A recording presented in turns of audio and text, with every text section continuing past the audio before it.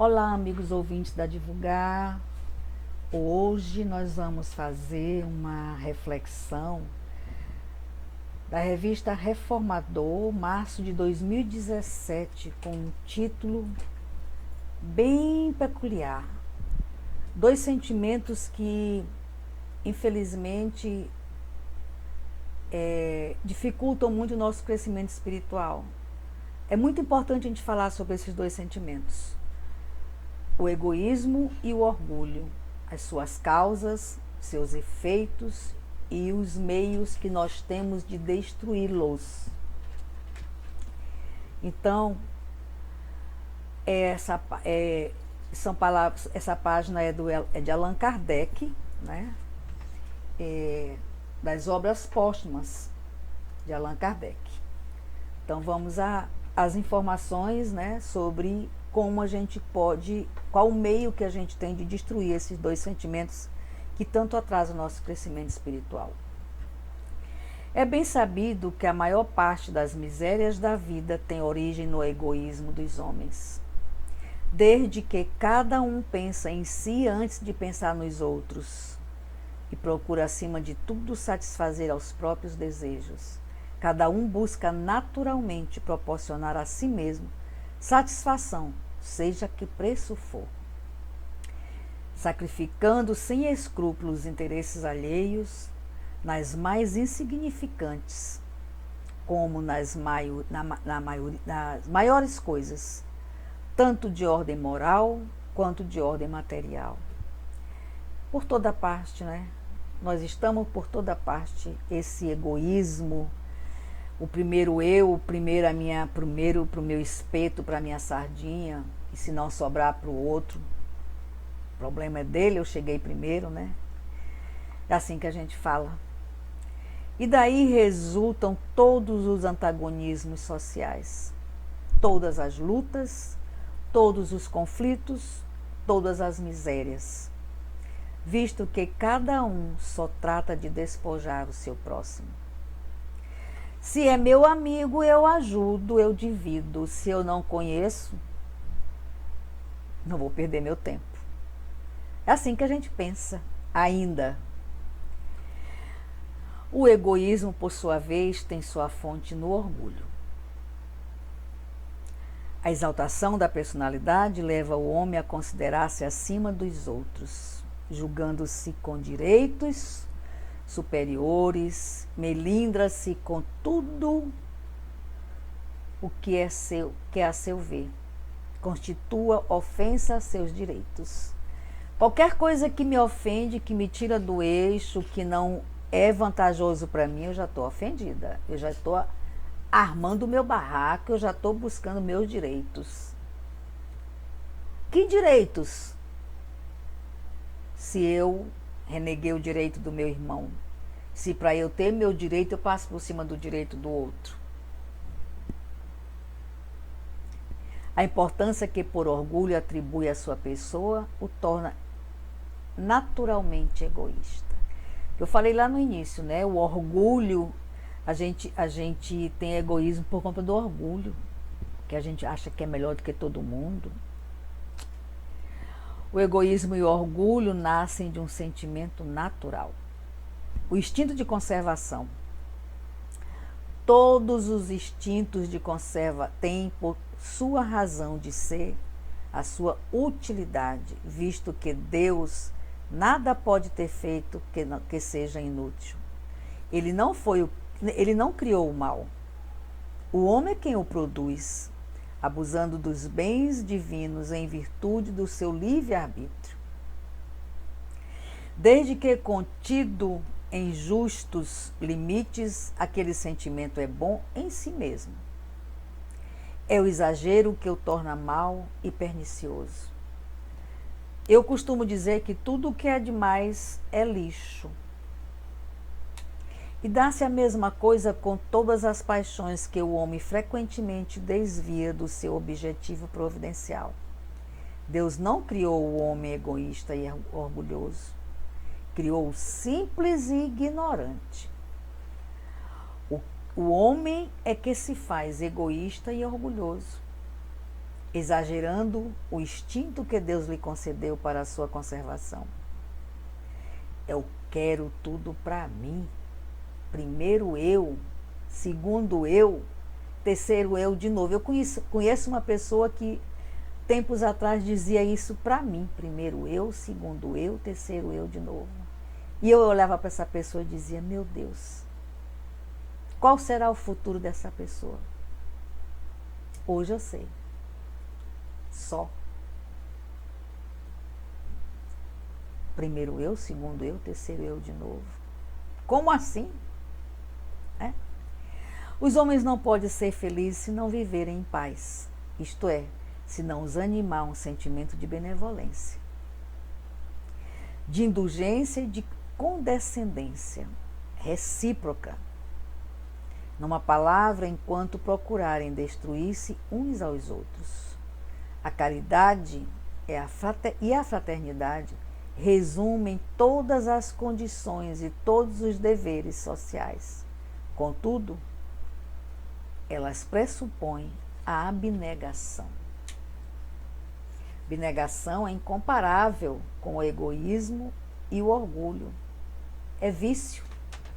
A abnegação também é vício.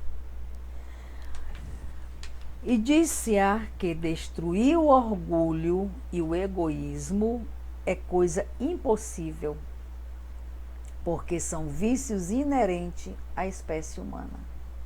Se fosse assim, não se poderia contar com nenhum progresso moral.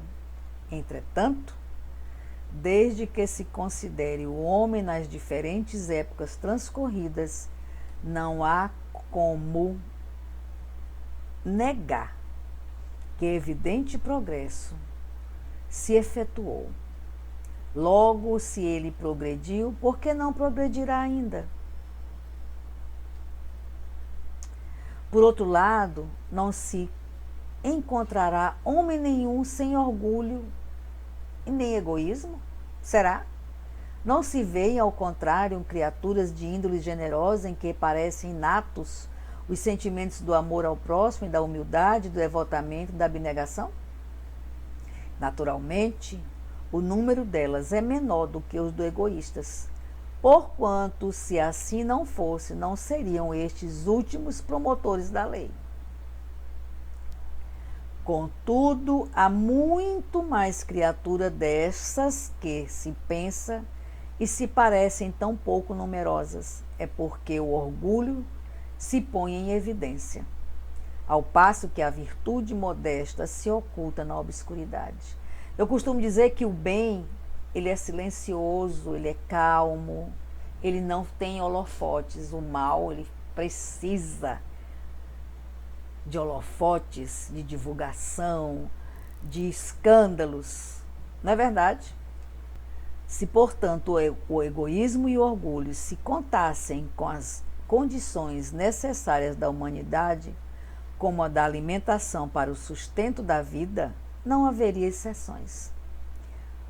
Ponto essencial, pois é conseguir que a exceção passe a constituir regra. Para isso, há que se destruir, antes de tudo, as causas que produzem e entretêm o mal.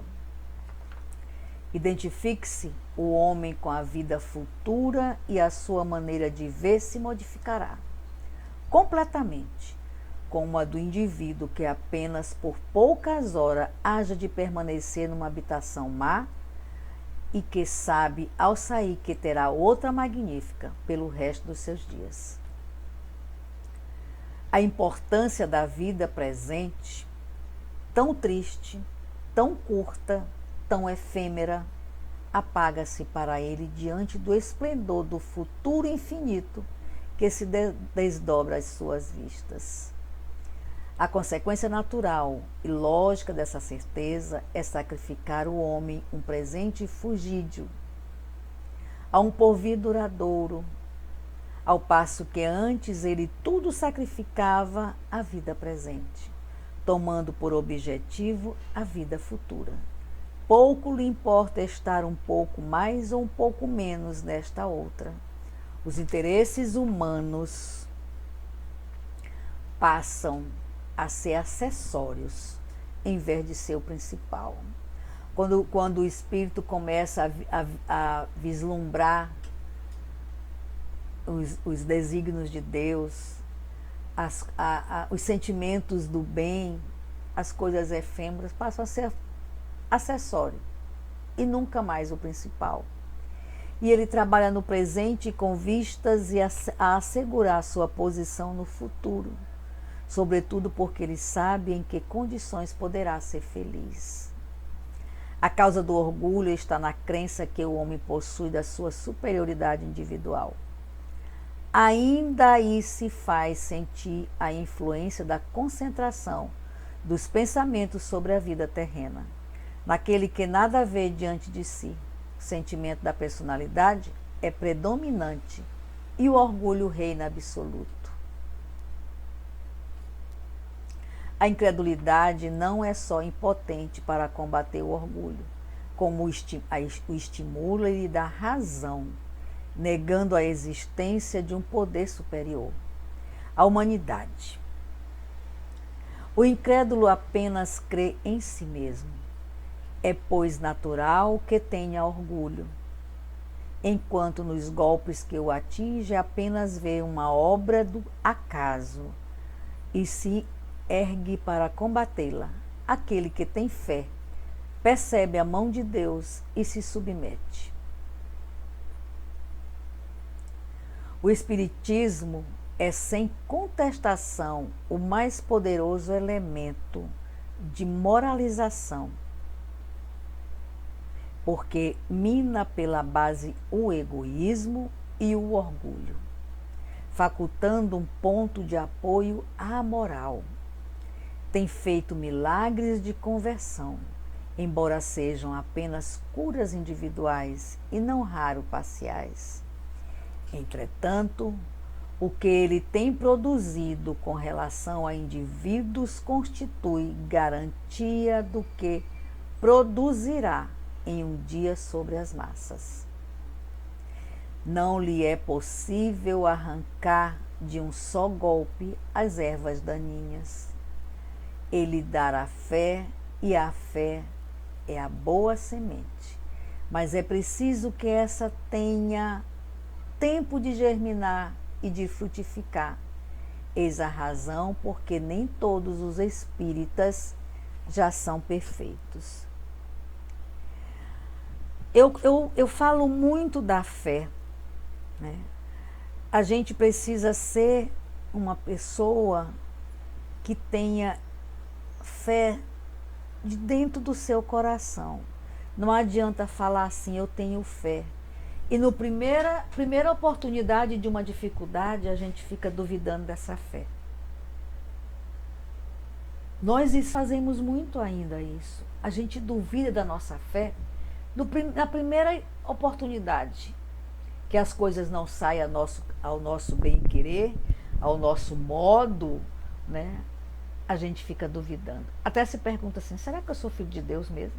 Será que existem outras vidas? Será que eu não estou blasfemando?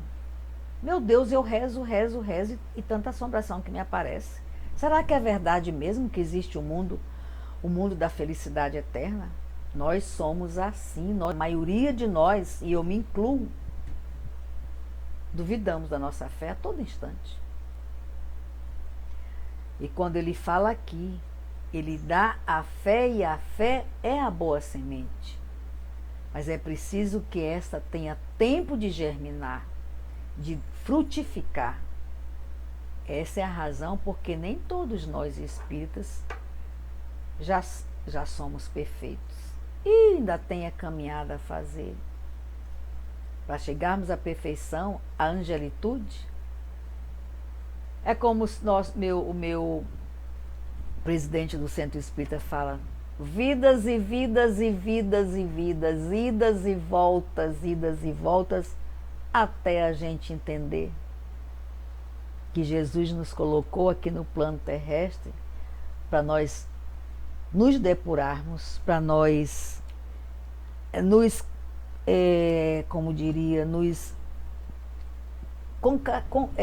nos concatenarmos com os nossos desafetos. Né? A gente vem como mãe, a gente vem como filho, a gente vem como marido, como a gente vem como esposa, a gente vem como colega de trabalho, como a gente vem como colega de religião, mas a gente não consegue identificar, né? Às vezes um desafeto está bem na nossa frente e a gente diz, eu não suporto essa pessoa, perdendo a oportunidade de nos concatenarmos com ele e reduzir a nossa carga e cumprir com a nossa missão, que foi de nos regenerarmos. E assim ele tomou o homem em meio da vida, no fogo das paixões, em plena força dos preconceitos, e se em tais circunstâncias operou prodígios, que não será quando o tomar ao nascer, ainda virgem de todas as impressões nocivas. Quando a criatura sugar com o leite a caridade e tiver a fraternidade a embalá-la. Olha aqui a mãe nos embalando na fraternidade, nos dando leite, que é a caridade. Quando, enfim, toda uma geração for educada e alimentada com ideias que a razão, desenvolvendo-se, fortalecerá, ao invés de falsear. Sob o domínio dessas ideias, que se tornarão a fé comum de todos, de toda a gente, não mais esbarrando o progresso no egoísmo e no orgulho, as instituições se reformarão por si mesma e a humanidade avançará rapidamente para os destinos que lhe estão prometidos na terra, enquanto aguarda os do céu.